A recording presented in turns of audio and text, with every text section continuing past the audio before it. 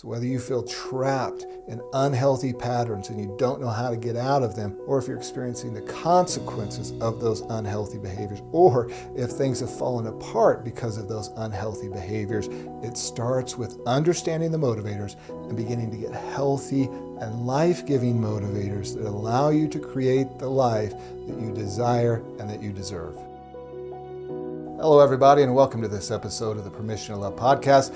I'm Jerry Henderson. I'm a transformational mindset coach, host of the Permission to Love podcast, author and speaker, and I'm grateful you're here today. Today, I'm going to be launching a new series on how to be a healthy high achiever. Now, this is an area that's very near and dear to my heart. Why? Because I was once a very unhealthy high achiever to the point where it almost cost me everything. And when I say everything, I mean everything. I have a 7-inch scar on my chest that reminds me every day of how unhealthy that it got at one point, but it also reminds me every day to practice self-acceptance and self-compassion. Because for many high achievers, at least I know this was the case for me, that my pursuit of stacking all of those achievements, what that was really about, was about trying to get acceptance, to try to prove myself. And the reality is the person that I was ultimately trying to get acceptance from was myself.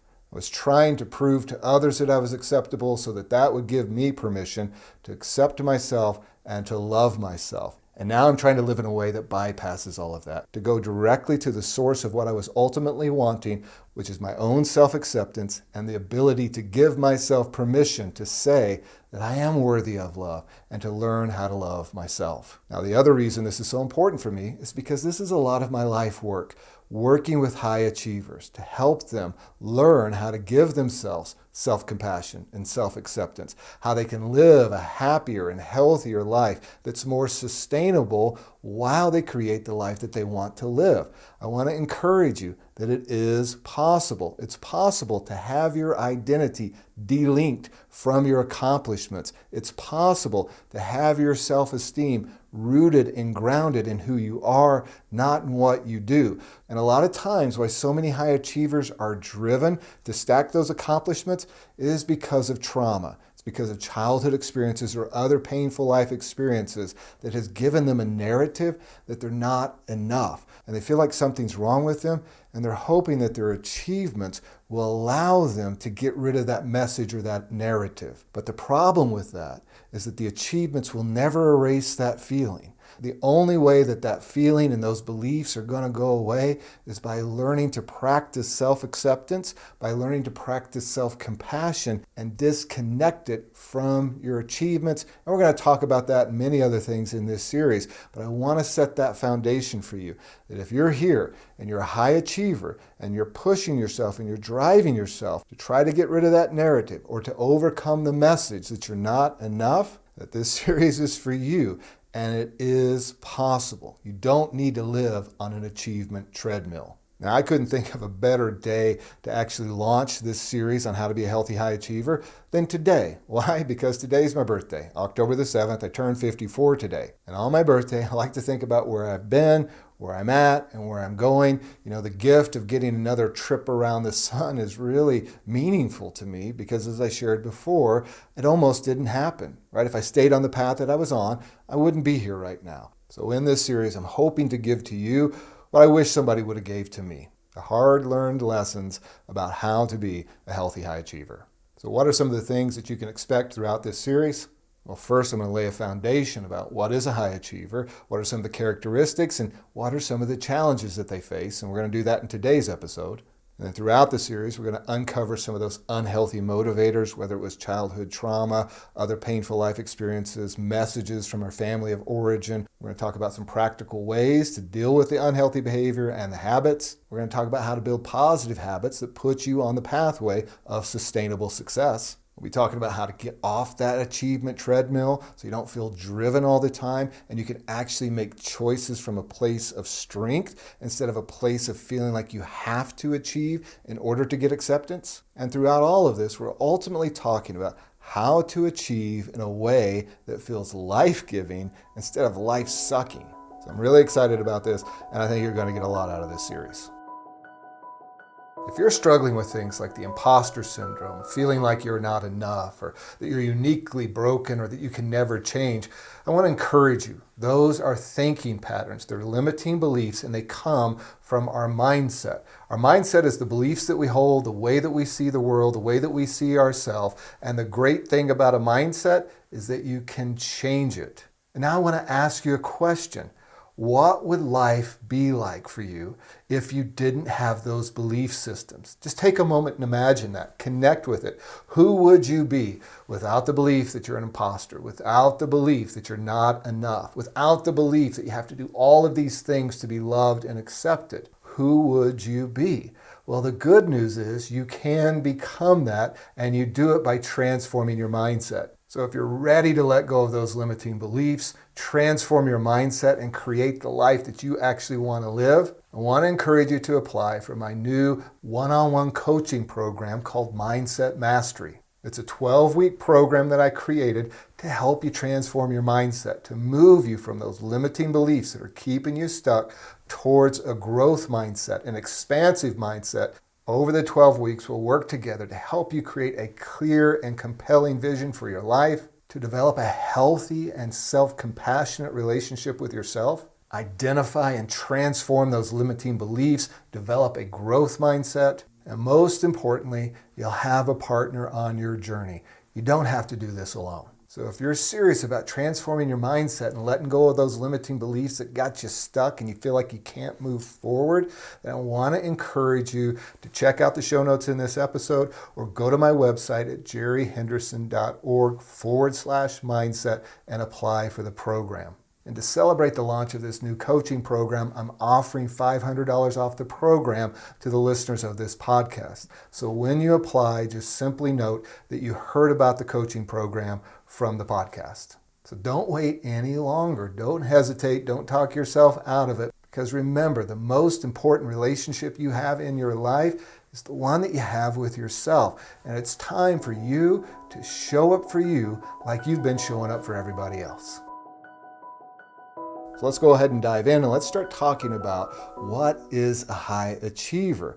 And a high achiever will show up with different names, right? It could be called a high performer, overachiever, a person who's driven, a highly ambitious person, or at work you might have been identified as a high potential employee. So a high achiever has a lot of different labels. And by the way, a high achiever isn't just about somebody at work or your career. You could be a high achieving dad, a high achieving mom, a high achieving student, or any area in your life where you feel that need, you feel that drive to achieve, to accomplish. With all of that in mind, let's just establish kind of a working definition of a high achiever. When we say high achiever, we're usually referring to a person who usually sets and reaches ambitious goals for themselves. They're a person who is excelling or working to excel in various areas of their life, whether it's personal or professional. They tend to have a strong internal motivation or a drive for excellence, and they typically have a persistent drive to succeed, to accomplish things in their life. And high achievers like to take on challenges, and often too many challenges. And any task they take on, whether it's personal improvement, something at work, education, whatever the story or narrative is, when they take it on, they feel like they have to crush it. They really have to excel at it. And that's fantastic. Those are all great things. We love those things. The challenge is when they start to get out of whack, right? And when they usually get out of whack because of the motivations behind why we do those things. What's the voice? What's the energy that's driving you to accomplish those things? What's happening that's leading you to take on more than you feel like you can actually handle? And we'll be addressing those and other questions throughout this series. Now let's start talking about some of the characteristics, some of those good qualities of a high achiever. The first is that they're very goal-driven. High achievers usually have a clear sense of where they want to go, what they want to accomplish. And when they don't have that, it can have a really negative impact on their overall mental health and well-being. The second thing is most high achievers are self-motivated. They have an intrinsic drive inside of them to want to succeed, to accomplish things. When they stay on track and they're healthy, those accomplishments that come from that internal motivation provide a deep sense of personal satisfaction and fulfillment. High achievers also display a lot of perseverance and resilience. When they face challenges or setbacks, they see that as an opportunity to improve themselves, to push themselves, and to see what they're actually capable of. Now, number 4, for many high achievers, they also have very high standards for themselves and for others. And these high standards drive them to excellence. And yes, that can get unhealthy. We'll talk about that later. But for the most part, high achievers hold themselves to very high standards. Now, the 5th thing is many high achievers also have very strong work ethics. They push themselves. They're the type of person that goes the extra mile. They're the type of person that you can depend on. They're usually the person who's described as having a high capacity for work or for getting things done. They're the type of person that people think about when you hear the phrase, if you want to get something done, give it to the busiest person and they'll get it done. And yes, that can get really unhealthy. But the reality is most high achievers have a really strong work ethic. Number 6, high achievers are usually really focused people. When they want to get something done, they laser in on it and they really put a lot of energy in trying to accomplish that. They're that type of person who can get tunnel vision and block everything else out and really laser in on getting that task or that thing done. Number 7, they're usually continuous learners. They're always trying to grow, see what else they can do to push themselves. They're eager to expand their knowledge and skills and improve themselves. Number 8, healthy high achievers are usually pretty self-aware and they take accountability for their actions because they want to achieve, they want to know where their blind spots are. How can they learn from their experiences? Number 9, they're typically proactive, they take initiative, they don't wait around for somebody to give them directions, they just get to it, they want to get it done. Number 10, they're usually pretty passionate about what they're doing. They're that person that when they laser in on something, that's usually all you're hearing them talk about for a while because they have such a level of passion about what they're doing. And that passion helps drive those achievements. And the kryptonite for a high achiever is to lose passion in what they're doing because they need that passion to stay motivated to try to accomplish what they're doing. And finally, they're usually risk takers and they like to innovate because high achievers can get bored and staying in the same old. So they're not afraid to expand themselves, take some risks, and figure out how to do things differently. Now, those are some of the characteristics and strengths of a healthy high achiever.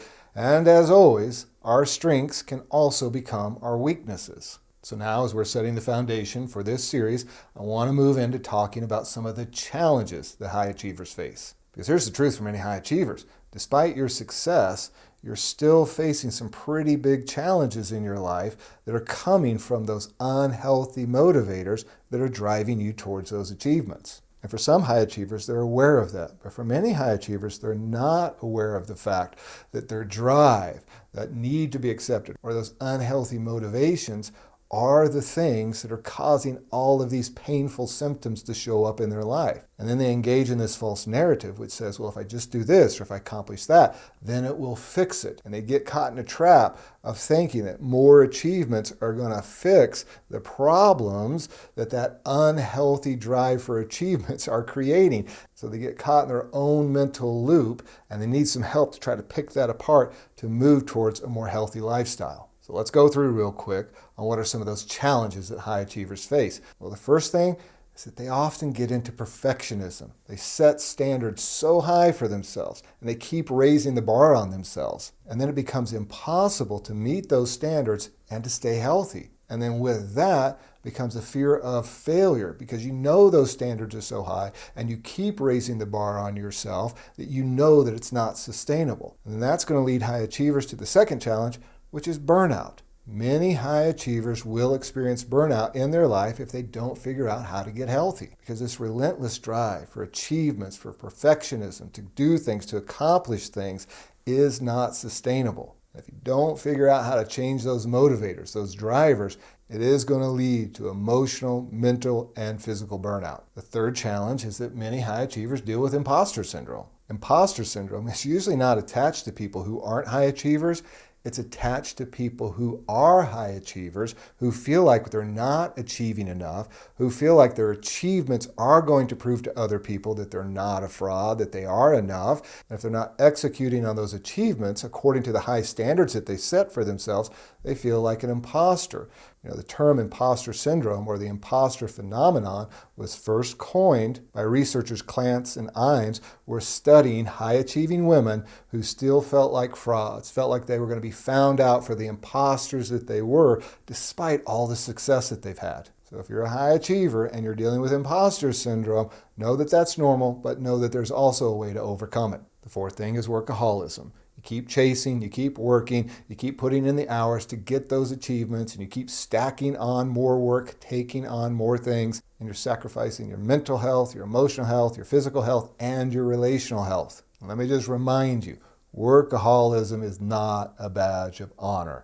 The price of workaholism is just too high of a price to pay. Now, the fifth thing, many high achievers deal with anxiety and stress because they're constantly thinking about what they need to do. They've taken on way too much. And because an unhealthy high achiever's identity is so attached to their accomplishments, that pressure that you're constantly putting on yourself, that narrative and the rumination that's constantly going on about getting those accomplishments done is going to cause you to have an underlying hum or buzz of anxiety, which is going to lead to panic attacks and exhaustion.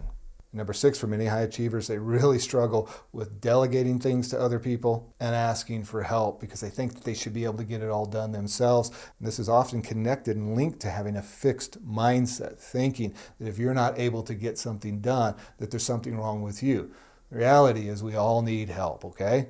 And number 7, and it seems obvious, but I want to mention it, for many high achievers, they struggle with having a really healthy work-life balance. And because of that, they carry a lot of guilt and shame, which just continues to heap on the feeling like there's something wrong with them and that they need to achieve their way out of that they can fix it, they can figure it out. And then they begin to set work-life balance as an achievement to get to versus something to begin to step into. Number 8, many high achievers have this fear of disappointing other people, right? Because that probably got rooted into them at a very young age, and they fear disappointing people that they love or people that they work for, etc. And so that puts a lot of pressure on them. So their achievements begin to come from a place of fear rather than from a place of joy. Number 9 is high achievers get into a lot of overthinking and ruminating, trying to figure things out. And sometimes they get analysis paralysis because they want to make the right decision. And if they make the wrong decision, what does that say about them and their worth and how they'll look in other people's eyes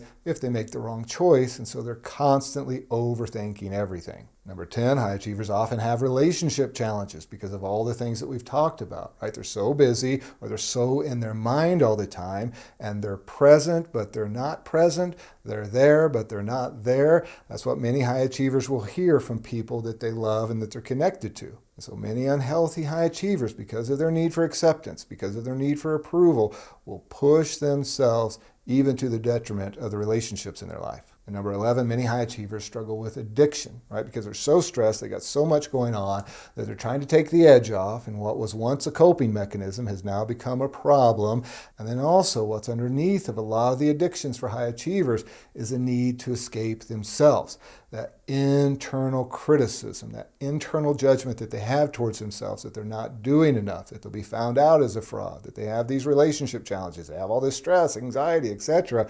And so all of that narrative is going on, and they feel the need to escape themselves, escape their own self-judgment. Number 12, for a lot of high achievers, they start having health issues. They start having all these problems because they're neglecting their personal health or they're experiencing the consequences of stress on their system all of the time. So they wind up with all kinds of health issues. And then all these things wrapped together start leading to lower self-esteem because the high achiever thinks that they should be able to handle all of this, and they're not. And they're having all these symptoms show up in their life and all these challenges, and they're thinking, well, what's wrong with me that I can't sustain that level of success? Other people can do it, but I can't. And that's a really unhealthy narrative to live with. And then that starts to lead to lower performance, and they're not able to do as much as they used to be able to do because they're starting to burn out. They're starting to see that they can't sustain all of that. And then what happens is they feel like they're in a trap. They feel like they're in a vicious cycle, and they are.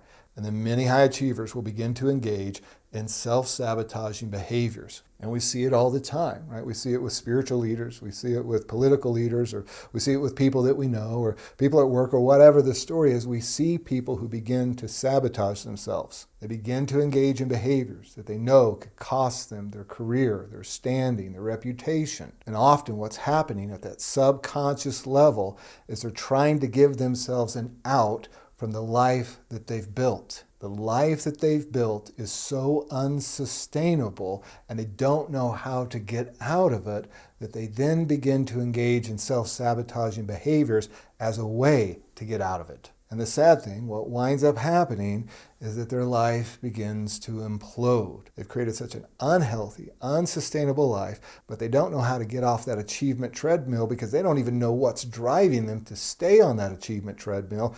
And then their life begins to implode. Then they have their wake-up call, and hopefully they begin to go through a process of transformation. Now, I want to take a moment, and I just want to speak to you as a high achiever.